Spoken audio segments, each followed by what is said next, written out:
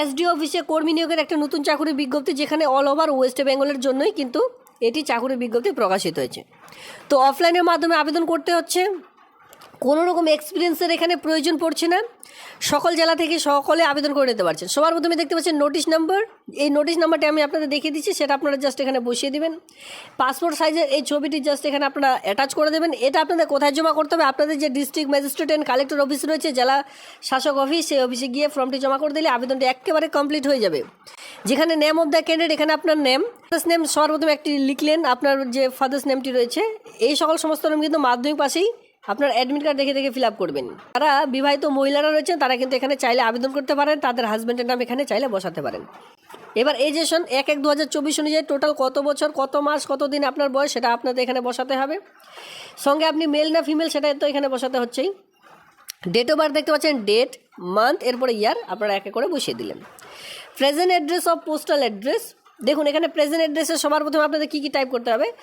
Village দিলেন, এরপরে ভিলেজের পর post office, police station, district, pin code, এরপরে স্টেট দিয়ে দিলেন, একেবারে কমপ্লিট। এটা যদি সেম হয় এখানে কিন্তু আরেকবার পুনরায় ফিল আপ করতে হবে। এরপরে আপনি কোন ক্যাটাগরিতে বিলং করছেন, যদি SC/ST হয়ে থাকেন সেক্ষেত্রে এই ঘরটিতে ক্লিক করলেন, SC/ST কাস্ট সার্টিফিকেট নাম্বার, এরপরে ইস্যু ডেট, ঠিক আছে, ইস্যুড বাই কোথা থেকে ইস্যু করা হচ্ছে, মানে কোন অফিস থেকে।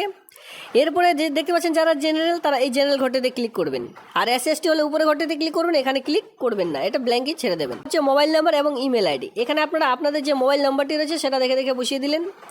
ইমেল আইডি এখানে আপনারা বসিয়ে দিলেন। এডুকেশনাল কোয়ালিফিকেশন দেখুন, সবার প্রথমে বলছে এক্সাম পাস্ট, একে করে দিলেন, মাধ্যমিক, উচ্চ মাধ্যমিক, HS, BA, MA যত দূর রয়েছে সেটা আপনারা দিলেন। ইয়ার অফ পাসিং মানে কত সালে পাস করেছেন সেটা দিলেন। কোন বোর্ডের আন্ডারে এই পাসগুলি করেছেন সেটা দিলেন। টোটাল মার্ক কত ছিল, মানে কতর মধ্যে পরীক্ষা ছিল সেটা দিলেন।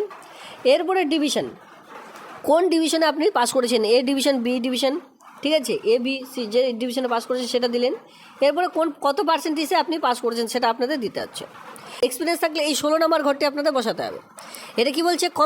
কম্পিউটার অবশ্যই আপনাদের প্রয়োজন। কম্পিউটার যে কোনো একটি কোর্স এখানে দিলেন, কত সালে পাস করেছেন, কোন কম্পিউটার সেন্টার বা ইনস্টিটিউট থেকে পাস করেছেন, কতর মধ্যে পরীক্ষা কত পেয়েছেন, আপনি কোন ডিভিশনে পাস করেছেন, আর কত পার্সেন্টেজ মার্ক নিয়ে পাস করেছেন দিলেন।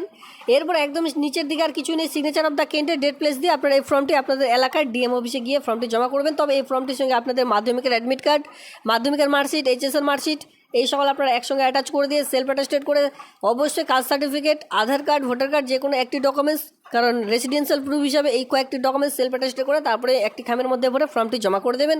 আর সেই খামের উপরে লিখবেন application for the post of, আপনি কোন পোস্টের জন্য আবেদন করছেন।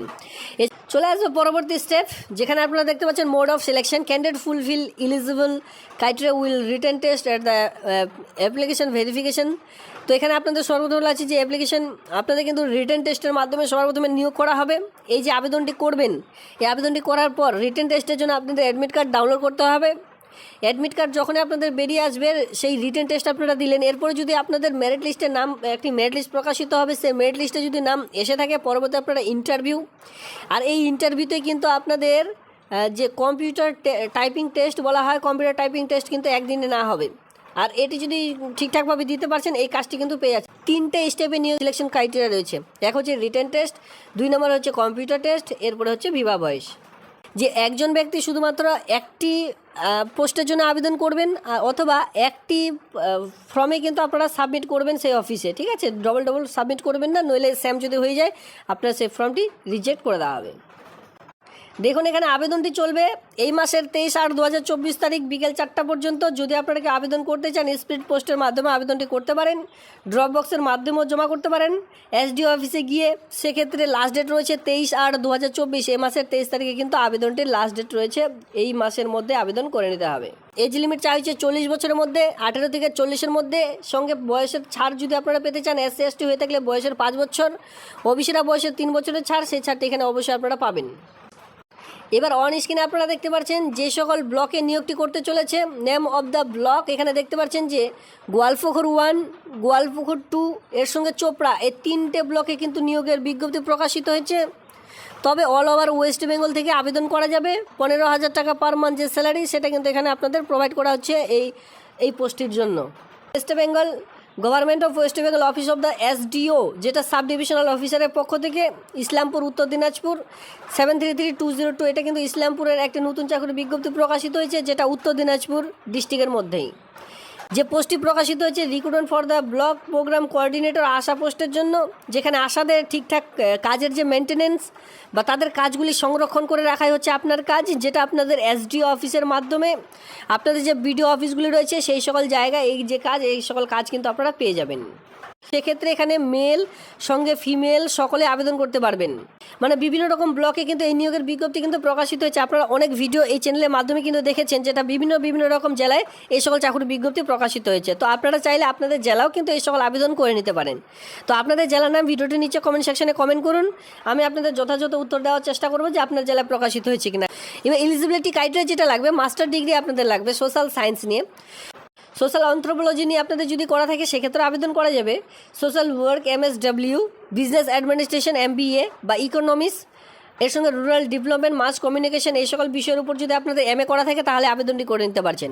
অনেকে মাস্টার ডিগ্রি কমপ্লিট করেছেন, MA যেটা বলা হয়, অনেকে মাস্টার ডিগ্রি এই যে কমপ্লিট করেছেন, জাস্ট আপনারা যদি এই সকল বিষয়ের উপর করে থাকেন, social science, sociology, social anthropology, social work MSW, business administration MBA, economics অথবা রুরাল ডেভেলপমেন্ট, মাস কমিউনিকেশন, যে কোনো একটি বিষয়ের উপর করে থাকলে কিন্তু এই আবেদনটি খুব শীঘ্রই করে নিতে পারবেন। কোনো রকম আলাদা এক্সপিরিয়েন্স প্রয়োজন এখানে পড়বে না, শুধু এর সঙ্গে কম্পিউটারের যে যোগ্যতা সেটা তো অবশ্যই লাগবে, কারণ কি এটি একটি কম্পিউটারেরই কাজ। এরপরে অন স্ক্রিনে দেখতে পাচ্ছেন, এটা যদি না থাকে অনেকে গ্র্যাজুয়েশন পাসও আবেদন করতে পারবেন, তবে এখানে এক্সপিরিয়েন্সের প্রয়োজন পড়ে থাকে। কী বলা হচ্ছে, যে কোনো ডিসিপ্লিন নিয়ে গ্র্যাজুয়েশন পাস, মানে BA যে পাস করেছেন সেটা কিন্তু আর্টস, অনার্স, কমার্স যে কোনো স্ট্রিম নিয়ে করে থাকুন তাহলে আবেদনটি করা যাবে। সঙ্গে 2 বছরের এক্সপিরিয়েন্স দেখাতে হবে হেলথ প্রজেক্টে, তাহলে আবেদনটি করা যাবে। এর সঙ্গে কী বলা হয়েছে যে knowledge in Microsoft Office Word, ইন্টারনেটের কাজ অবশ্যই জানতে হবে। অ্যাবিলিটি টু কমিউনিটি ইফেক্টলি, যেখানে বলা হয়েছে বাংলা ভাষায় লিখতে, পড়তে এবং বলতে জানতে হবে, এই কয়েকটি জাস্ট। এখানে হার্ড ওয়ার্ক ভালো থাকতে হবে, জাস্ট এই সকল আপনাদের বলা হয়েছে। তো এই হচ্ছে আজকের এই ভিডিও, আমি কিন্তু আপনাদের এক এক করে দেখিয়ে দিলাম শিক্ষাগত যোগ্যতার সঙ্গে আপনাদের বিস্তারিত।